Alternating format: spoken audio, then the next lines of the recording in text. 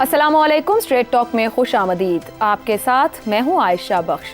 पाकिस्तान तहरीक इंसाफ ने 5 अगस्त को इस्लामाबाद में जलसा करने का ऐलान कर दिया है। वजीर आला KP अली अमीन सूबे से PTI के कारकुनों को लेकर इस्लामाबाद पहुंचेंगे, यानी एक सूबाई वजीर आला सूबाई वसाइल के साथ विफाकी दारुल हुकूमत पहुंचकर PTI के पार शो का इजहार करेगा। ताहम 5 अगस्त को भी 11 रोज पड़े हैं। कल क्या होने जा रहा है? PTI की जानिब से मुल्क गिर एहतजाज का प्लान तैयार कर लिया गया है। PTI के मुताबिक बानी PTI समेत दीगर कायदीन की रिहाई के लिए मुल्क भर में एहतजाज होगा। तमाम MNAs अपने अपने हल्के में एहतजाजी मुजाहिरे करवाएंगे, जबकि इस्लामाबाद से एहतजाज की क़यादत शुएब शाहीन करेंगे। यह एहतजाज तहरीक तहफ़्फ़ुज़ आईन पाकिस्तान के प्लेटफॉर्म से किया जाएगा। तहरीक तहफ़्फ़ुज़ आईन पाकिस्तान में मौजूद दीगर जमातें भी इस एहतजाज में शिरकत करेंगी, जबकि मुल्क गिर एहतजाज की क़यादत महमूद खान अचकज़ई करेंगे। दूसरी तरफ जमात इस्लामी के काफिले भी बिजली के बिलों में इजाफे के खिलाफ इस्लामाबाद की जानिब गामजन हो चुके हैं। जमात इस्लामी के अमीर हाफिज नईम ने महंगाई के खिलाफ अवाम से इस्लामाबाद के D चौक पहुंचने की अपील की है। यूं कल एक तरफ तहरीक तहफ़्फ़ुज़ आईन पाकिस्तान और दूसरी तरफ जमात इस्लामी का एहतजाज इस्लामाबाद में होने जा रहा है। एहतजाज की कॉल पर वफाकी और पंजाब की सूबाई हुकूमत भी एक्शन में आ गई है। इस्लामाबाद और पंजाब भर में दफ़ा 144 का निफाज कर दिया गया है। जलसे, जुलूस, रैलियों, धरनों और एहतजाज पर पाबंदी लगा दी गई है। पंजाब में 3 रोज के लिए दफ़ा 144 नाफिज की गई है। पाबंदी का इतलाक जुमे से इतवार तक होगा। पाबंदी का इतलाक दहशत गर्दी के खतरात के पेश नज़र किया गया है। अवामी आगाही के लिए दफ़ा 144 के निफाज की बड़े पैमाने पर तशहीर की भी हिदायत है। PTI और जमात इस्लामी दोनों सियासी जमातें काफ़ी अरसे से ऐसा एहतजाज नहीं कर पा रही जो हुकूमत के लिए बड़ा चैलेंज साबित हो सके। PTI के कारकुनों की अक्सरियत 9 मई के बाद या तो मुकदमात का सामना कर रही है या फिर अपने घरों में बैठी हुई है। जहां तक जमात इस्लामी का ताल्लुक है तो अवामी इशूज़ पर किए गए उसके एहतजाज बड़ा चैलेंज देने में कामयाब नहीं हुए। गुज़िश्ता साल जनवरी में जमात इस्लामी की तरफ से किया गया महंगाई मार्च इसकी मिसाल है। ऐसे में बड़ा सवाल यही है कि वफाकी और पंजाब हुकूमत ने दफ़ा 144 लगाकर इन जमातों के एहतजाज को एक तरह से अहमियत क्यों दी है? क्या PTI कल के एहतजाज के जरिए 5 अगस्त की रिहर्सल करना चाह रही है? और क्या जमात इस्लामी इस वक्त महंगाई से बिलबिलाती अवाम को अपनी सियासी हिमायत के लिए इस्तेमाल करने में कामयाब हो सकती है? अगर इन सवालों के जवाब नफी में हैं तो क्या हुकूमत को एहतजाज रोकने के लिए दफ़ा 144 या मुमकिना गिरफ्तारियों जैसे इक़दामात लेने चाहिए? पैनल की राय इसी मामले पर आपके सामने रखेंगे। हमारे साथ हैं शहजाद चौधरी, अबसार आलम, ज़ैगम खान और इफ्तिखार अहमद। प्रोग्राम का सवाल आप सभी के लिए। PTI और जमात इस्लामी के एहतजाज, दफ़ा 144 का निफाज, दोनों जमातों के हालिया नाकाम एहतजाज की मिसालें। क्यों हुकूमत अवामी एहतजाज को ज़्यादा संजीदगी से ले रही है? अबसार साहब, कोई परेशानी की बात है अगर ये अपना हक इस्तेमाल करते हुए एहतजाज करना चाह रहे हैं, माशी इशूज़ पर बात करना चाह रहे हैं या अपने लीडर की रिहाई की भी बात करना चाह रहे हों? देखिए, परेशानी की बात का तो मुझे नहीं पता है कि नहीं है, लेकिन एक पावर प्ले जारी है और इस पावर गेम में दोनों अतराफ ये चाहती हैं कि एक इक़्तिदार को बचाना चाहती है, दूसरा इक़्तिदार में आना चाहती है। अवाम का जो महंगाई का नाम है ना, महंगाई का नाम तो कई दहाइयों से इस्तेमाल हो रहा है। अयूब खान के ख़िलाफ़ भी जमात इस्लामी महंगाई के नाम पे निकली थी ना। आज अयूब खान के पोते के साथ मिलकर निकल रही है महंगाई के ख़िलाफ़। तो क्या बदला है इसमें? बदला सिर्फ ये कि उस वक्त मौलाना मदूदी या मियां तफ़ैल मोहम्मद थे, अब हाफिज़ नईम रहमान और उमर अयूब हैं। तो ये मुझे तो इस मुल्क में कुछ बदलता नज़र नहीं आता। उसकी वजह ये है कि हमारे जो कुछ प्लेयर्स हैं ताकतवर, वो स्टेटस को का शिकार हैं। ज़माना बदल गया है, जनरेशन बदल गई है। अब जो पॉलिसीज़ टेक्स्ट बुक में ताकतवरों के पास थी, साइंसदानों के पास थी, वो भी नहीं काम कर रही, ना करेंगी। और उनके मुखालिफ जो पॉलिसीज़ सियासी जमातें जो हथकंडे इस्तेमाल कर रहे हैं ना, कर रही हैं, वो भी नहीं हो पाएंगी। अब देखें, मैं ये सोच रहा था कि PTI और जमात इस्लामी जब भी इन्होंने इकट्ठे कोई ना कोई काम किया है, वहाँ से किसी हुकूमत, मतलब वहाँ से खैर की खबर नहीं है। साहब इसे क्लियर कर लें, ये अलग-अलग एहतजाज है, दोनों के अलग-अलग एहतजाज है, तारीख एक है, उनका मतमा नज़र उनकी जमात है और उनका मतमा नज़र जमात इस्लामी का महंगाई वाला इशू है। देखें जी, देखिए मेरी बात सुने, मैं कोई बच्चा तो नहीं हूँ ना। मैं जमात इस्लामी को पंगूड़े से जानता हूँ और PTI को जवानी से जानता हूँ। तो बात यह है कि ताहिरुल कादरी और इमरान खान का भी दोनों का धरना और रैलियाँ अलग अलग थी, फिर किसी न किसी पॉइंट पे आके इकट्ठी हो गई اور جماعت اسلامی اور پی ٹی آئی بھی الگ الگ ہی اپلیکیشن لے کے گئی تھی پیناما پیپرز کے بعد سپریم کورٹ میں کہ 500 لوگوں کے خلاف ایکشن لیا جائے. اب جماعت اسلامی سے بھی پوچھنے کا دل کر رہا ہے, پی ٹی آئی سے بھی, کہ ایک پہ تو لگ گیا جس کا نام ہی نہیں تھا پیناما میں, باقی کدھر ہیں؟ پرسو کیا کسی نے؟ تو ایک ماحول ہوتا ہے, ایک فضا بنائی جاتی ہے کسی خاص کام کے لیے. وہ خاص کام کیا ہے اس کا مجھے ابھی نہیں پتا, لیکن میں اتنا یہ اب سار صاحب اس کو تھوڑا اور ایکسپلین کر دیجئے گا. یہ آپ کو لگتا ہے کہ فیوچر میں اکٹھے ہوں گے؟ جو آپ نے ماضی کی مثالیں دی, یہ تب اکٹھے ہوئے تو پیچھے ایک سپورٹ بھی تھا. اس وقت وہ سپورٹ آپ کو یہ جو احتجاج کرنے جا رہے ہیں اسلام آباد ان کے پیچھے دکھتا ہے؟ جی ہے, دکھتا ہے. آگے پوچھیں. تو یہ اب اکٹھے آپ یہ کہہ رہے ہیں کہ فیوچر میں یہ اکٹھے نظر آئیں گے, احتجاج کرتے یا حکومت کو ٹف ٹائم دیتے یا سڑک کے اوپر بات کرتے؟ بالکل بالکل. اور وہ جو دوسری جماعتیں ہیں وہ تحریک تحفظ پاکستان, تو پھر آپ کی بات سے ثابت ہو گیا حکومت کے لیے پریشانی کی بات تو ہے. جو آپ نے شروع میں کہا کہ پریشانی کی بات کا پتہ نہیں, پر آپ کا تجزیہ کہتا ہے کہ یہی تو بات ہے پھر حکومت کی پریشانی کے لیے. نہیں, ایسا نہیں ہے. حکومت کو بھی سپورٹ ہے. اب کس چیز کی سپورٹ ہے؟ اب آپ کہیں گے اس گتھی کو سلجھائیں. اب حکومت کو بھی سپورٹ ہے. کس کی؟ اب آپ کہیں گے جس حکومت کو اسٹیبلشمنٹ کی سپورٹ ہے.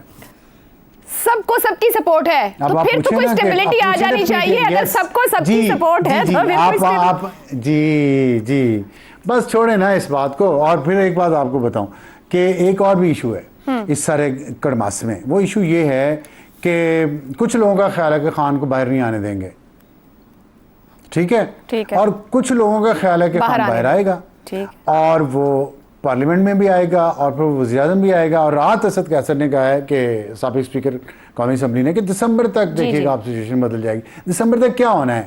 کیا دو امپورٹنٹ ایونٹ ہیں فارم 45 اور 47. ایک نیشنل ہے, ایک انٹرنیشنل ہے. نیشنل ہے کہ یہاں نیا چیف جسٹس آئے گا اکتوبر میں, اور انٹرنیشنل ہے کہ امریکہ کے الیکشنز ہو رہے ہیں نومبر میں, 4 نومبر میں. اس کے بعد دسمبر ہے, ٹھیک ہے. تو آپ سمجھ جایا کریں چیزوں کو کہ یہ جو جماعت اسلامی اور پی ٹی آئی اور یہ اور وہ اور لٹرم اور پٹرم سب چلتا ہے, اور ہم سب دیکھیں گے. مطلب ہم دیکھیں گے, ایسے ہی چلنا ہے. پاکستان چلنا ایسا ہی ہے. آپ بے فکر ہو جائیں گے, یہاں کوئی اسٹیبلٹی آ رہی ہے. ہاں ظاہر ہے, ہم اور آپ نے تو سفر کرنا ہے. شہزاد صاحب, عوامی احتجاج کو ناکام بنانے کے لیے دہشت گردی کے خطرے پر 144 نافذ کر دی گئی ہے. اسپیسیفکلی اسی دن پہ جب احتجاج ہے اسلام آباد میں, جماعت اسلامی دھرنا دینے جا رہی ہے, ادھر سے تحریک نفاذ آئین والے پی ٹی آئی لوگ وہاں کھڑے ہیں. کیا حکومت کے ایسے اقدامات زیادہ ہائپ دے رہے ہیں, ہائی لائٹ کر رہے ہیں اس بات کو, یا واقعی کوئی پریشر ہے گورنمنٹ پر؟ وہ برار الحق کا گانا نا کہ جد کڈیا جلوس شریکاں تو شہر وچ والی لگ گئی. جی تو بہرحال وہ ری پلے ہے, وہ بھی میرے حال میں ریفلیکٹ کرتا ہے ہماری مینٹیلٹی کو. لیکن مجھے یہ بتائیے کہ چوالی کے ساتھ آج تک بدلا کیا ہے؟ لگ بھی گئی یا نہ بھی لگے, جب لگ بھی گئی تو کیا بدلا, اور نہیں لگی تو کیا بدلا؟ کبھی کچھ نہیں بدلا. صرف دوسرے کوشچن سے یہ ریز ہوتا ہے کہ یہ چوالی جو لگی ہے یہ صرف پنجاب میں اور اسلام آباد میں کیوں لگی ہے؟ یہ سندھ پاکستان کا حصہ نہیں ہے, بلوچستان پاکستان کا حصہ نہیں ہے. چلو خیبر پختونخوا تو آپ کہہ دو کہ وہاں سے چوالی لگانا نہیں چاہتے کیونکہ وہاں سے لوگ آئیں اگر وہ آنا چاہتے ہیں تو.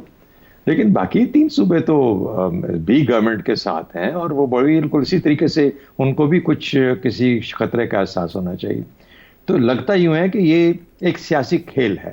اچھا دیکھیے, right to assembly, right to احتجاج کا جو ہے اور سیاسی عمل کا ایک حصہ کہا جاتا ہے اس کو ہمارے ملک کے اندر, بالکل ٹھیک ہے, ہونا چاہیے. اور اگر کوئی اپنا اظہار کرنا چاہتا ہے تو کرے.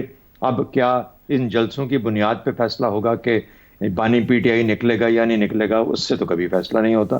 عدالتوں میں مقدمے ہیں, عدالتیں فیصلے کریں گی, اور اگر اس کے حق میں گیا تو نکل آئے گا, نہیں ہے جائے اس کے حق میں آیا تو وہ جہاں ہے وہیں پہ رہے گا.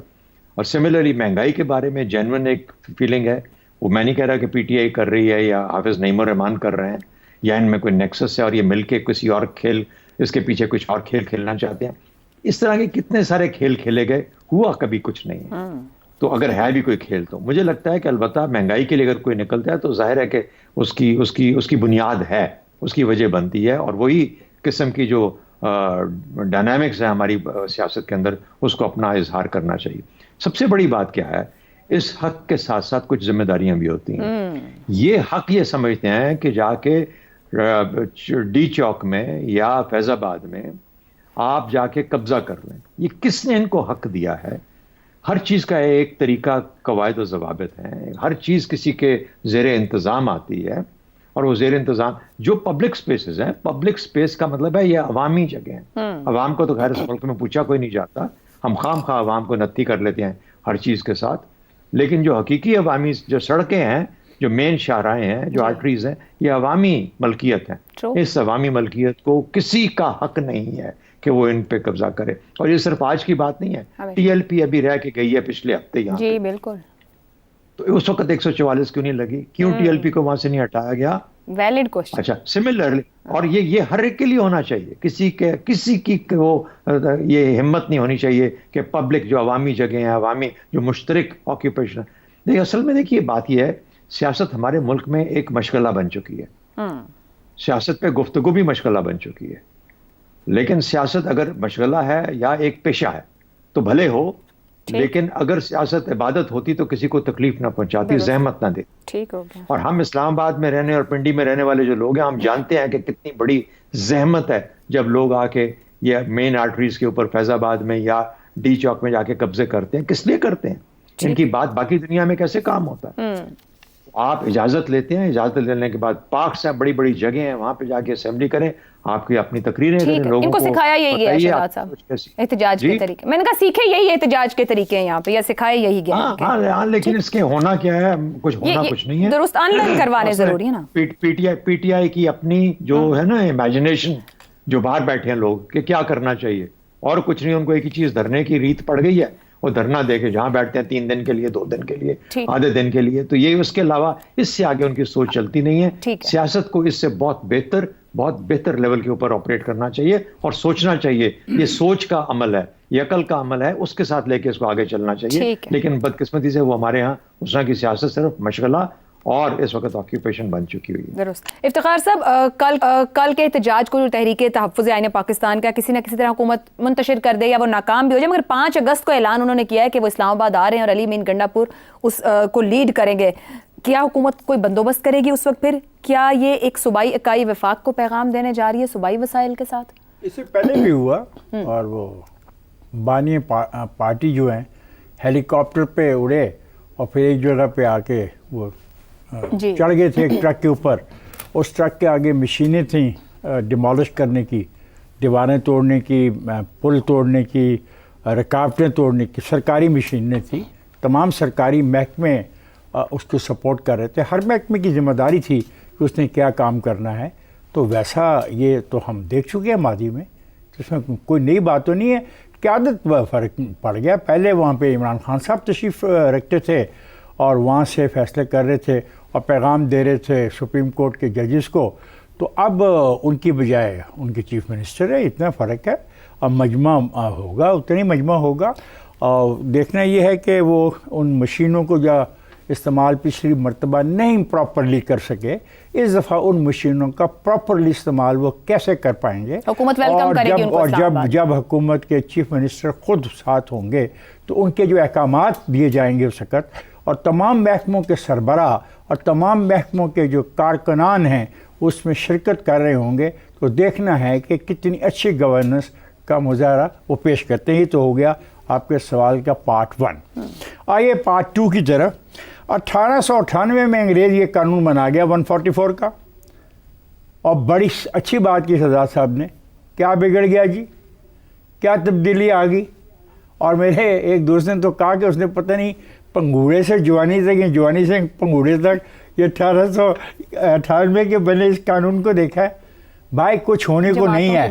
اور میری بات سن لو. نا آپ کا ایک منٹ آپ کا حافظ جواب دے گیا. میں نے کہا میں جماعت اسلامی کو جانتا ہوں.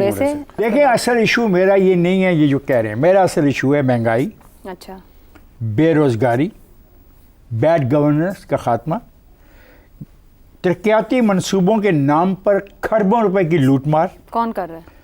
ٹیکس کا نیا نظام اپنی مرضی کا لانا، بجلی کے بل. یہ ہیں میرے مسائل.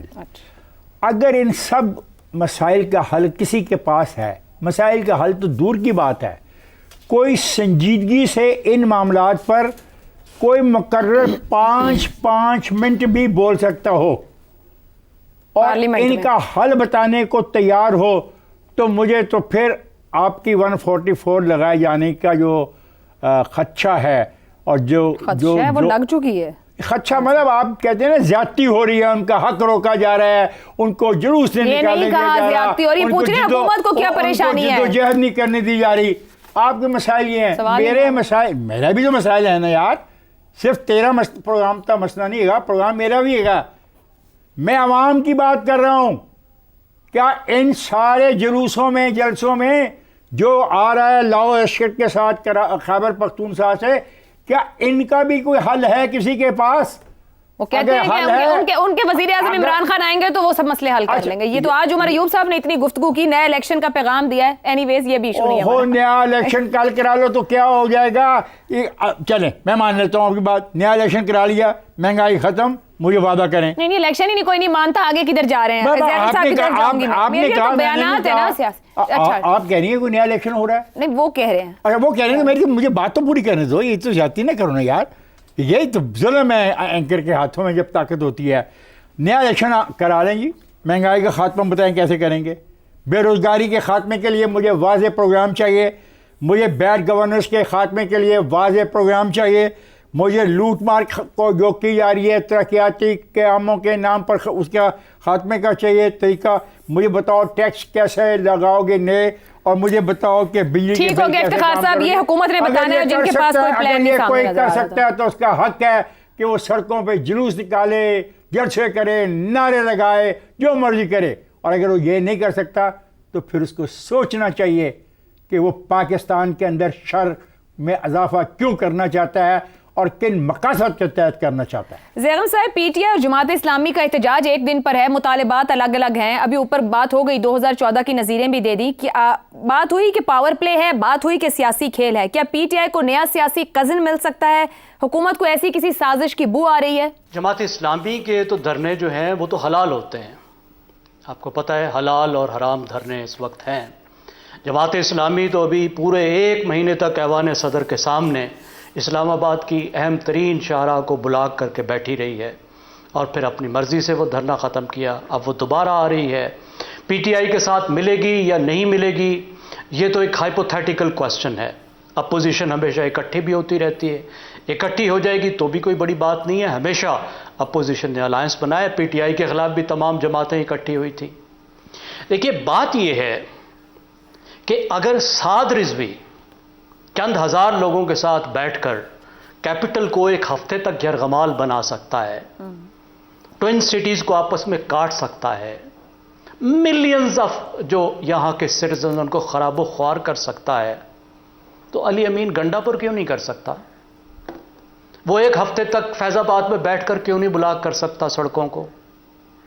मुझे बताइए वो कौन सा कानून है जो कहता है अली अमीन गंडापुर के एहतजाज पे अलग कानून लगेगा? ज़ैगम साहब, पता है की माजरत, क्या गंडापुर साहिब अवामी जो ट्रेजरी है, जो पैसा अवाम पे लगना है, उसको इस्तेमाल करके, सूबाई रिसोर्सेज को इस्तेमाल करके, क्या टीएलपी भी किसी सूबे जिले के रिसोर्सेज को इस्तेमाल कर रही थी? अगर कुछ कर रही थी, गलत है वो भी करना अगर अवाम ख्वार हो रहे हैं, लेकिन क्या सूबे का वजीर आला, ये तो हम फर्ज कर रहे हैं ना जी। देखिए ये तो हम फर्ज कर रहे हैं ना कि वो सूबे के वसाइल को इस्तेमाल करेगा।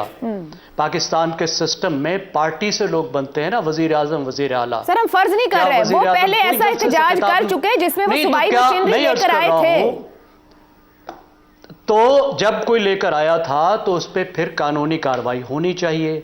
वजीर आजम कितने जलसे कर रहे हैं, क्या वजीर आजम भी ये जुर्म कर रहे हैं? वजीर आजम, वजीर आला हमारे सिस्टम में, इंडिया में, पाकिस्तान में हर वक्त एहतजाज कर रहे होते हैं, जलसे कर रहे होते हैं। कौन सा कानून है, कौन सा आइन है जो उसको मना करता है? अगर कोई आइन है तो दिखाएं, निकाला क्या है? 144 ही निकाला है ना।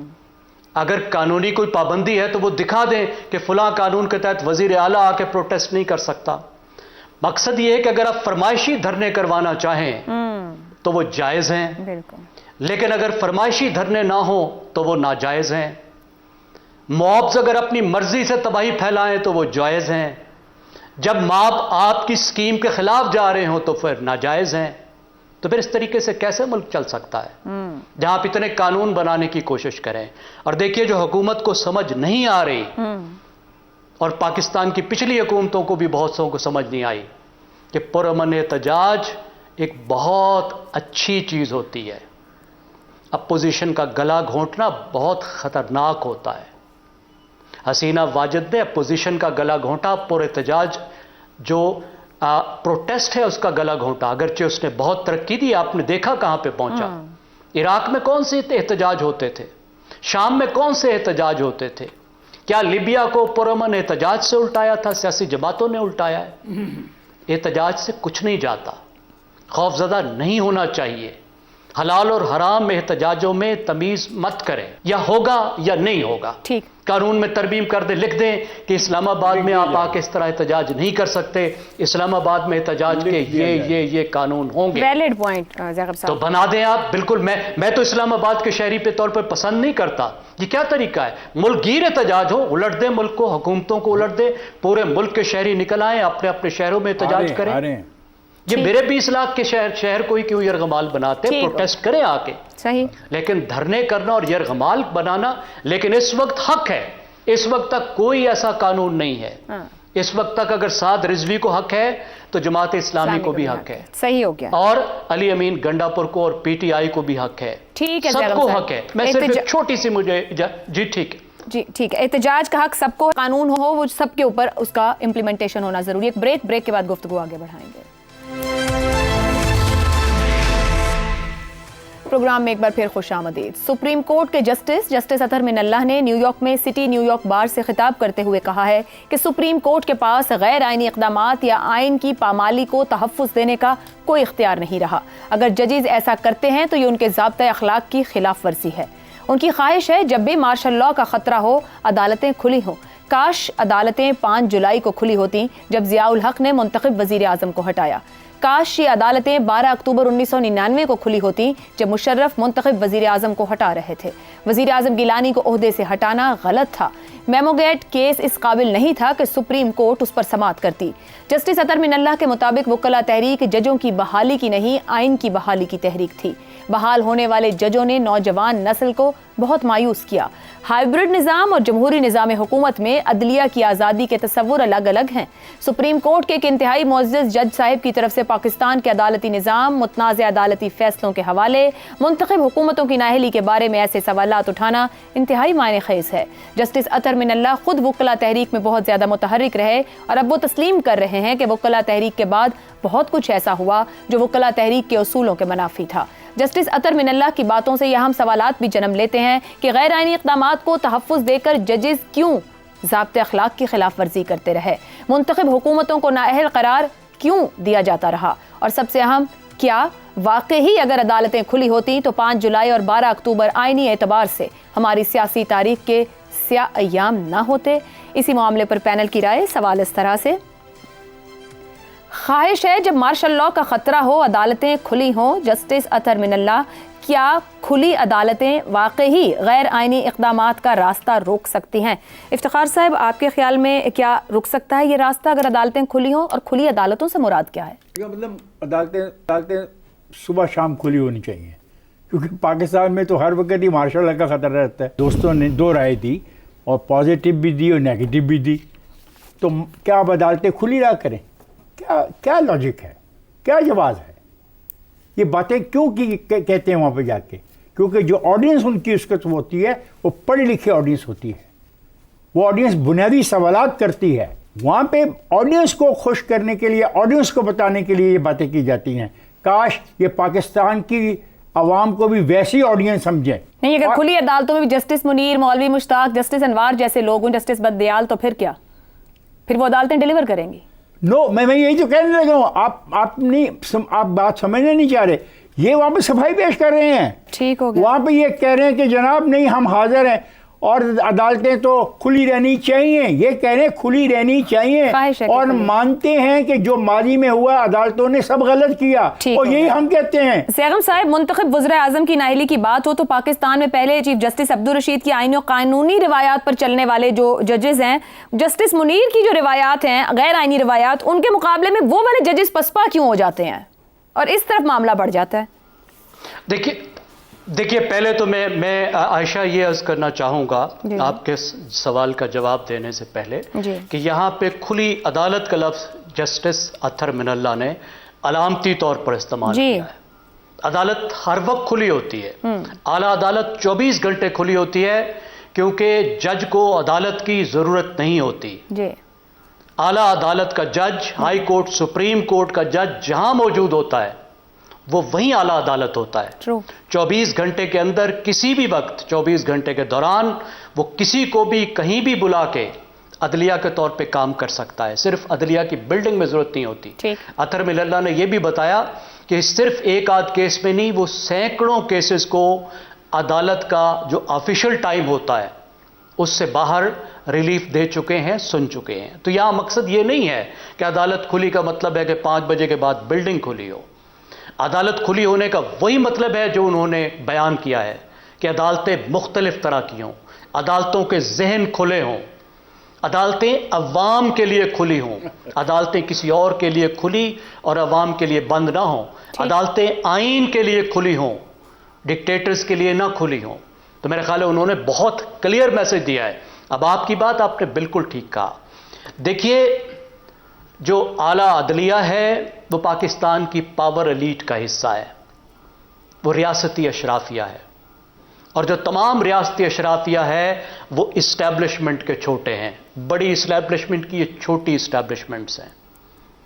तो जो कुछ वो करते रहे हैं ये उसकी तौसीक करते रहे हैं। ठीक। जब गुलाम मोहम्मद बड़ी इस्टेब्लिशमेंट था और उसने असम्बली को उठा के फेंका था तो उस वक्त नजरिया ज़रूरत ईजाद कर लिया गया था।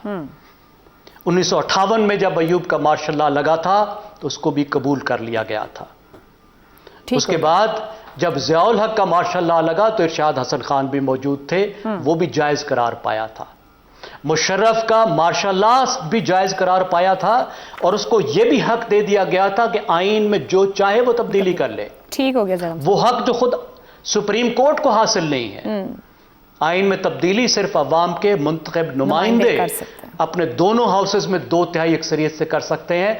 आला अदालत को यह इख्तियार नहीं, लेकिन उन्होंने यह इख्तियार परवेज मुशर्रफ को दे दिया गया। ठीक है, जो इख्तियार तो खुद एक के पास हिस्ट्री नहीं था वो मौजूद दे। है। जी बिल्कुल ठीक। लेकिन हाँ जी। लेकिन उन्होंने खड़ा होने की भी कोशिश की है। अब आप देखिए, 7 अप्रैल 2022 को जब इमरान खान ने असम्बली को तोड़ा गैर आईनी तौर पे, तो उसको उन्होंने ख़त्म किया। उससे पहले 2007 में जब परवेज मुशर्रफ ने अदालतों पर चढ़ाई की तो उस वक्त जज खड़े हुए। ठीक हो गया जैगम साहब। ऐसे मिसालें कम हैं, जरूर। लेकिन मेरे ख्याल में एक अच्छी बात उन्होंने की है, be true to your words. ठीक है जी। क्योंकि आला अदलिया के अलावा हमारे पास कोई आर्बाइटर नहीं है। फाइनल आर्बाइटर जो है वो आला अदलिया ही है। ठीक है जैगम साहब, एक ब्रेक के बाद अफसार साहब की राय।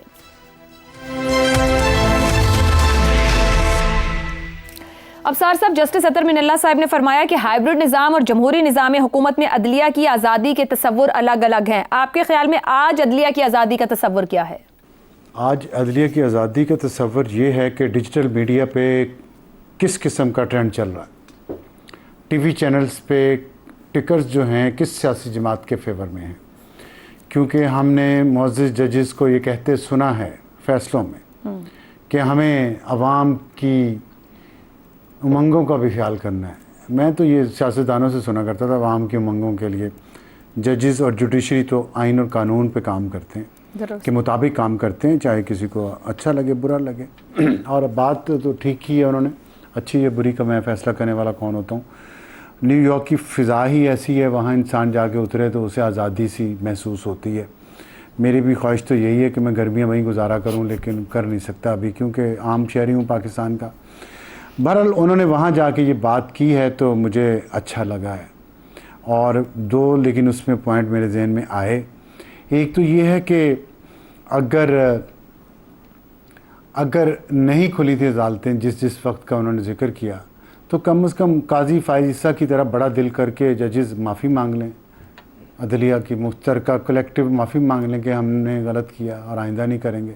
आइंदा सोशल मीडिया देख के, डिजिटल मीडिया देख के, टीवी चैनल देख के, किसी की कॉल सुन के हम फैसले नहीं करेंगे, बल्कि अपने ज़मीर और ज़मीर भी नहीं बल्कि आइन और कानून के मुताबिक करेंगे। और दूसरी बात, بہت اچھی بات ہے کہ عدالتیں کھلنی چاہیے، ٹھیک۔ لیکن اگر فرض کریں عدالتیں نہیں کھل سکتی کسی ڈکٹیٹر کے آنے پہ، تو اس کی وزارت کا حلف بھی نہیں اٹھانا چاہیے.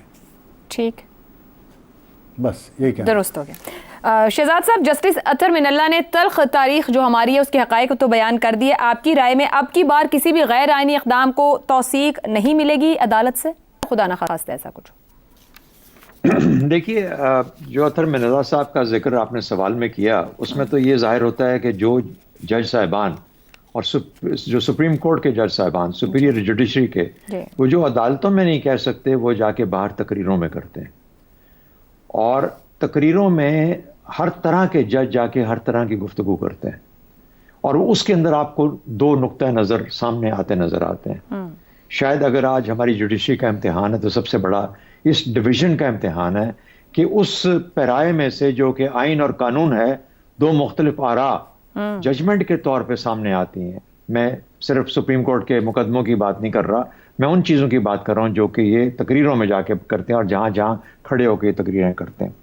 آپ نے ذکر کیا ان تمام حقائق کا جس میں جسٹس منیر کا ذکر کیا. اسی جوڈیشری کے جسٹس کیانی صاحب بھی ہیں، اسی کے بھگوان داس صاحب بھی ہیں، اسی کے جسٹس یا کارنیلیس صاحب بھی، اسی جوڈیشری کے. تو وہ مثالیں بھی اپنے طور پہ موجود ہیں. تو پاکستانیوں کو یہ فیصلہ کرنا ہے یا جوڈیشری کو کہ کون سا رستہ انہوں نے اختیار کرنا ہے. مجھے یوں لگتا ہے کہ جوڈیشری ایک اور کوشش کر رہی ہے کہ اپنا ایک آزاد رول کسی طریقے سے لڑ کے، جس طریقے سے 2007 میں انہوں نے ایک کوشش کی تھی آزاد جوڈیشری کے لیے، آج پھر سے وہ ایک اور طرح سے کوشش کر رہے ہیں. تو میرا خیال ہے اس کے یہ بغیر دیکھے کہ ان کے فیصلے کس کے حق میں جاتے ہیں، کس کے خلاف جاتے ہیں، ایک تو اس کی توثیق اور ان کی مدد کرنی چاہیے. اور یہ پاکستان کے حق میں بہتر ہے، کسی ادارے یا کسی پارٹی کے حق کی بات نہیں ہو رہی، پاکستانیوں کے حق کی بات ہو رہی. دوسری بات، امریکہ کا آئین 5 صفوں کے اوپر مشتمل ہے. صرف انگلینڈ کا، یو کے کا آئین کسی کتابی شکل میں موجود ہی نہیں ہے ہی نہیں. لیکن کیا ہے کہ نیتیں ٹھیک ہوتی ہیں، روایتیں صاف ہیں، اور جب نیتیں اور روایتیں صاف ہوتی ہیں اور لوگ کسی قانون کو جو قانون کی شکل موجود ہے اس کے اندر اس کو فالو کرتے ہیں، تو کبھی غلطی کا احتمال ختم ہو جاتا ہے. صرف اپنے کرداروں کو اور اپنی نیتوں کو ٹھیک کرنے کی بات. ٹھیک ہو گیا جی. آج کے پروگرام سے اتنا ہی. اجازت دیجیے. اللہ حافظ.